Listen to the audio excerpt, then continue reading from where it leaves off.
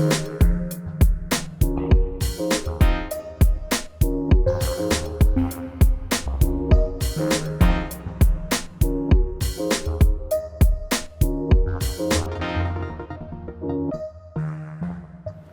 안녕하십니까. 자, 오늘도 우리 다 함께 기초 C 프로그래밍 언어에 대해서 학습하도록 하겠습니다. 자, 오늘의 학습 주제는 주소 전달 호출 함수입니다. 자, 조금 낯선 용어죠. 실제로 여러분 우리 예전에 함수 공부했던 거 기억나세요? 그 당시에 우리는 값 전달 호출 함수를 공부했었습니다. 그런데 오늘은 지난주까지 포인터 변수에 대해서 우리가 배웠기 때문에 주소에 대한 개념을 가지고 있기 때문에 이제는 주소를 전달해주는 호출자가 피호출자에게 주소를 전달하는 호출 방식을 사용하는 함수라는 명칭, 주소 전달 호출 함수를 함께 공부해 보도록 하겠습니다.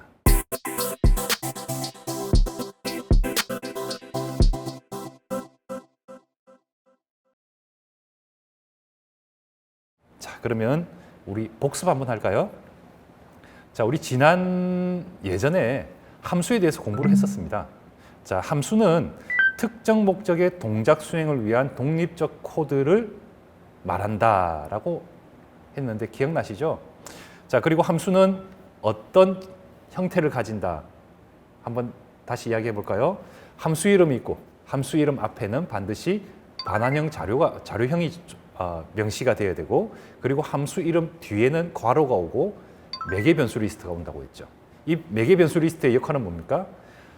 이 함수를 호출하는 사람이 넘겨주는 값을 받기 위한 준비 과정이라고 이야기했었죠. 그리고 이 변수는 매개 변수들은 자, 이 함수 내에서 우리가 변수처럼 사용하면 되는 것들이었습니다.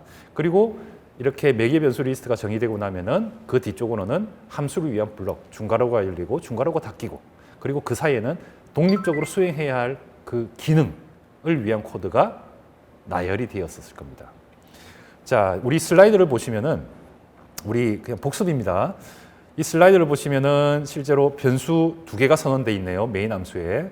그리고 sum이라는 이름의 변수가 선언되어 있고, 자, sum은 뭐라고 되어 있죠?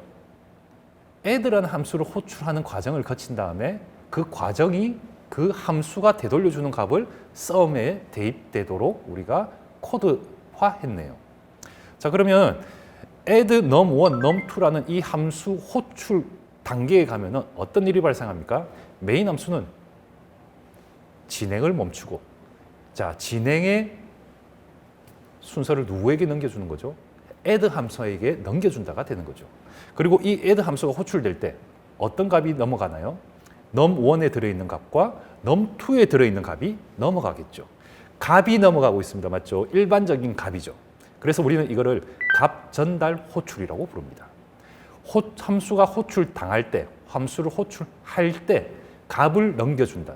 값 전달 함수라고, 값 전달 호출 함수라고 부릅니다. 영어로는 call by value라고도 부릅니다. 자, 이렇게 값을 전달받은 함수 입장에서는 자, 매개 변수 리스트에 잘 그 값들을 받아놓고는 그 값을 이용해서 해야 할 일들을 하고, 그런 다음에 특정 값을 반환을 하겠죠. 물론 반환할 값이 없다면 그냥 그 함수는 종료가 되겠고. 자, 지금 같은 우리 샘플에서는 add 함수는 2개의 값을 합한 결과를 되돌려 줍니다. 자, 되돌려 주니까 되돌려주는 값 int 타입으로 우리가 선언을 했죠. 값을 넘겨줄 거고, 그러면 그 값을 받은 입장에서는 그 값을 어디에? sum이라는 변수에 저장을 하고 있네요. 대입을 시키네요. 자, 이렇게 우리는 이제 함수가 어떻게 불려지고 불려질 때 어떤 값들이 넘어가고, 그리고 어떤 식으로 뭔가가 반환되는가를 다시 한번 복습을 해봤습니다. 자, 그러면은 실제로 오늘 학습의 주제인 call by reference, 주소 전달 호출 함수에 대해서 이야기를 하겠습니다.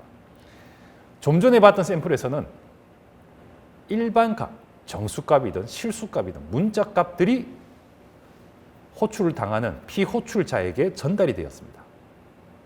그런데 우리 이런 값만 넘겨줘야 될까요? 아니요. 필요에 따라서는 우리는 주소도 전달시킬 수가 있습니다.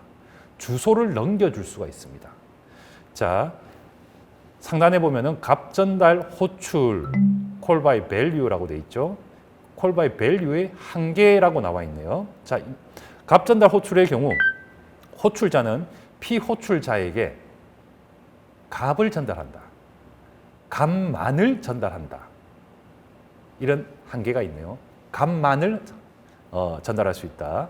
그리고 값 전달 호출의 경우에 복수 개의 값들을 전달할 수는 있지만 여러 개를 나열해서 전달할 수는 있지만 피호출자가 리턴해주는 그러니까 특정 기능을 했던 함수가 돌려줄 수 있는 값은 오직 하나입니다.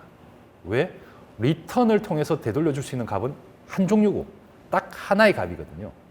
그러면은 실제로 이 함수가 수행을 하고 수행한 결과가 함수를 호출했던 호출자에게 영향을 미칠 수 있는 값은 오직 하나만이라는 뜻입니다. 하나만의 값만 호출자에게 영향을 줄 수 있겠다. 이렇게 우리가 이해할 수가 있겠네요. 자, 그러면 만약에 우리가 여러 개 값이 좀 영향을 받고 싶어요. 그러면 우리 어떻게 하면 될까요? 지금 값 전달 호출 방식의 한계점을 어떻게 해결할 수 있을까요? 주소를 이용하면 됩니다. 여러 개의 주소를 넘겨주고 실제 예를 들어서 메인 함수에서 선언한 여러 개 변수의 주소를 함수죠. 호출할 때 그 각각의 변수들의 주소를 넘겨주고 그리고 그 주소를 넘겨받은 함수는 그 주소로 가서 값들을 뭔가 처리를 할 수 있지 않을까요? 이게 10개든 100개든 필요하면 1000개든 우리는 메인에 선언되어 있는 그 변수들의 값을 변화시킬 수가 있습니다. 어떻게 그게 가능했나요? 주소를 가지고 있기 때문에 그렇습니다. 자, 여러분 주소. 우리는 주소로 넘겨줄 수 있다. 기억해 주십시오. 자, 그리고 메인 함수에서 메인 n이라는 변수가 선언됐다고 가정할게요. 그리고 여기에 void test라는 함수가 있고 이 테스트 함수는 4개 변수를 가질 겁니다. 이건 좀 이따 할게요. 자, 예를 들어서 test라는 함수를 메인이 호출했습니다. 호출을 하는데 어떤 값을 넘겨줄게요. 어떤 값을 넘겨주냐? 주소값을 넘겨줄게요. 누구의 주소값? n의 주소값. 그래서 n이라는 변수명 앞에 엔드 마크를 붙였습니다. 자, 그러면은 테스트가 호출되면서 우리는 값을 특정한 주소가 넘어가겠죠. 주소가 전달되겠죠. 주소가 전달되고 그럼 매개 변수는 이 주소를 받을 준비를 해야겠죠. 그러면은 int 그냥 변수처럼 우리가 선언하면 될까요? 매개 변수를? 아니요. 주소를 받을 준비를 해야죠. 그렇기 때문에 포인터 변수가 필요할 겁니다. 이런 식으로. 자, 이 말은 즉슨 테스트 함수가 호출될 때 이 포인터 변수 p에는 어떤 값이 대입이 되나요? 메인을 위해 메인 함수에서 선언한 n이란 변수의 주소가 이 p라는 공간에 저장이 될 겁니다. 그리고 나서는 우리가 만약에 별 p는 50이다 이런 식으로 하면은 실제로 p는 누구 주소 가지고 있습니까? 메인 함수의 n 함수의 주소를 가지고 있지 않습니까? 그러면 그 공간, 그 주소로 가서 50이란 값을 대입해라가 되는 거겠죠. 여러 개 주소를 넘기면은 여러 개 주소를 받았다면은 이 테스트가 여러 개를 주소를 처리를 할 수도 있겠네요. 그 공간으로 가서 값을 읽고 그 공간으로 가서 값을 쓰고 그리고 그러더라도 이 테스트 함수가 종료되더라도 실제로 메인에서 선언했던 변수들은 여전히 존재하고 있기 때문에 소멸된 상태가 아니기 때문에 우리는 그 주소에 있는 값을 변화된 값을 우리는 활용할 수가 있겠네요. 자, 이해가 되셨나요? 자, 그리고 이 부분도 꼭 기억해 주십시오. 배열의 주소를 전달하여 피호출자가 직접 호출자의 배열을 사용하고 변경 가능하다. 자, 배열명은 뭐죠? 또 한번 우리가 외쳐볼까요? 배열명은 주소죠. 자, 주소를 넘겨줄 수가 있습니다. 그리고 마찬가지로 함수에서는 그 주소를 받아주면 되겠네요. 뭘로? 포인터 변수로. 그리고 포인터 변수가 그 주소를 받아서 그 배열에 접근해서 사용할 수도 있겠네요. 사용도 하고 필요하면 그 값을 변화시킬 수도 있고. 어때요? 왠지 효율적이고 효용적이지 않을까요?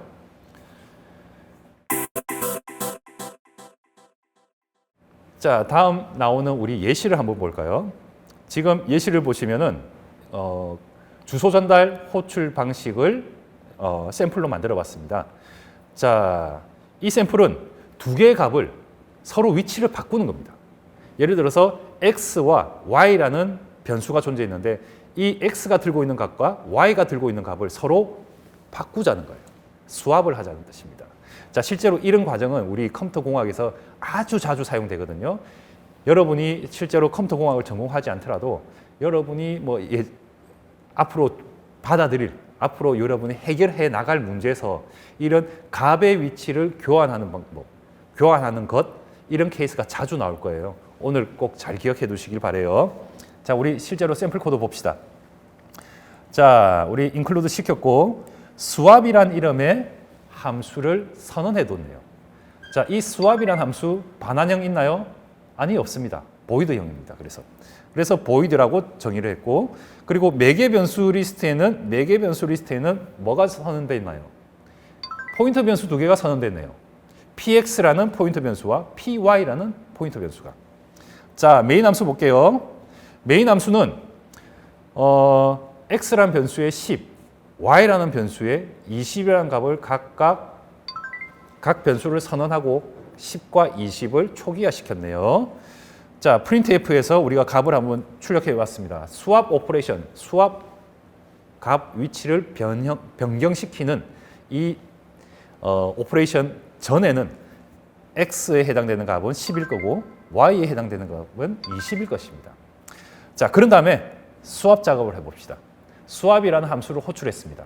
자, 호출할 때 어떤 값을 넘기나요? 어떤 값을 전달해 주나요? x의 주소와 y의 주소죠. 자, 그러면은 x의 주소는 누가 받아줍니까? swap 함수의 매개 변수 리스트에 있는 px라는 포인터 변수가 받아줄 거죠. 자, y의 주소는 누가 받아주나요? py라고 불리는 포인터 변수가 받아주겠네요. 그런 다음에 우리는 자, swap 함수가 이제 동작을 할 겁니다. 동작을 하면은 temp라는 변수를 하나 선언하고, 자, 우리 그림 그려볼까요? 아예. 자, 메인에서는 우리가 x와 그리고 y라는 변수를 선언하고 각각 10과 20을 집어넣었죠. 자, x의 주소는 ff11이라고 y의 주소는 ff22라고 할게요. 그리고 자, swap 함수가 동작을 하게 되면 호출되어서 일을 하게 되면은 이 매개 변수도 메모리 공간을 할당받겠죠. 자, px란 이름의 메모리 공간이 할당될 겁니다. 뭐를 위해서? 주소 공간을 저장하기 위해서. 마찬가지로 py라는 이름의 공간이 할당이 될 겁니다. 자, 그래서 지금 x의 주소가 전달되면서 px라는 포인터 변수 공간에 값이 대입이 되죠. 그렇기 때문에 ff11이라는 값이 px 공간에 값이 저장될 겁니다. 자, py 공간에는 ff22라고 할게요. 자, 각각 주소를 가졌네요. 자, 그리고 swap 함수에서는 또 temp라는 변수를 하나 선언했습니다. 아직 아무런 값을 주진 않았습니다. 초기화를 안 시켰습니다. 자, swap 함수의 두 번째 실행 코드에서 보면은 드디어 temp의 초기화를 시키네요. 특정 값을 주네요. 어떤 값을 주나요? 별 px랍니다. 지금 px라는 포인터 변수의 주소는 ff11이죠. 포인터 변수 px 앞에 별 붙었죠. 가라네요. 어디로 갑니까? 이 녀석이 저장하고 있는 주소로 가죠. 주소로 가서 정수처럼 읽으니까 그 값은 10이네요. 자, 그러면 10이라는 값을 temp에 대입을 해라가 되겠네요. 자, 그리고 나서는 별 px는 별 py랍니다. 자, 별 px. 별 px는 실제로 x 공간이죠. 별 py는 어떤가요? 별 py는 y 공간이죠. 왜? py는 y의 주소를 가지고 있으니까. 그래서 별 py면은 py가 저장하고 있는 주소로 가라가 되어서 y 공간으로 가겠네요. 거기서 값을 읽어보니까 20입니다. 자, 20이라는 값을 px가 저장하고 있는 주소로 가서 값을 대입해라가 되네요. 자, 기존에 이 공간에 10이라는 값이 있었지만 상관없이 그냥 20을 집어넣어버리는 상황이 돼버렸네요. 자, 마지막 볼까요? 별 py는 템프랍니다. 자, 템프에 들어있는 값은 얼마인가요? 일반 변수에 10이라는 값이 들어있네요. 이 10이라는 값을 어디에 대입시키면 되나요? py라는 포인터 변수가 저장하고 있는 ff22로 가세요. 그런 다음에 정수값 10을 이 공간에다가 쓰세요가 되겠네요. 그렇죠? 자, 그리고는 swap 함수는 할 일을 다 해버렸습니다. 이제 메모리 공간에서 이 공간들은 사라질 겁니다. 소멸된다는 뜻이죠. 하지만 메인 함수가 종료됐나요? 아직 종료 안 됐죠. 그러면은 x, y는 그대로 살아 있겠네요. 자, 그리고 나서 printf, after swap operation 하고 x에 해당되는 값을 출력해 보니까 원래는 10이 들어 있었지만 수학 과정에서 포인터 변수를 이용해서 우리가 주소를 이용해서 값을 서로 교환시켰죠. 그래서 이제 x에는 20이 들어 있고 y에는 10이란 값이 들어 있게 되는 겁니다. 출력하면 20과 10이 각각 출력이 될 겁니다. 자, 방금 우리는 swap이라는 함수를 이용했고 이 swap이라는 함수 우리가 만들었죠. 만들 때 매개 변수 리스트에 주소를 받을 준비를 시켜놨습니다. 그리고 이 함수를 호출하는 입장에서는 반드시 주소를 넘겨주면서 호출을 해야 된다는 거. 이거 어떤 방식이라 했죠? 주소 전달 호출 방식이라고 했습니다. 자, 어떻습니까? 주소 여러 군데서 사용되죠. 자, 앞으로도 우리 주소 자주 사용하니까 여러분 우리 C 언어에서 주소는 나름의 고급 용어입니다. 자, 이제 여러분 이런 고급 기술을 잘 사용하고 있기 때문에 여러분도 뛰어난 개발자라고 할 수 있겠네요. 축하드립니다. 자, 오늘 수업 여기까지 할까요? 자, 그러면 마치도록 하겠습니다. 수고했습니다.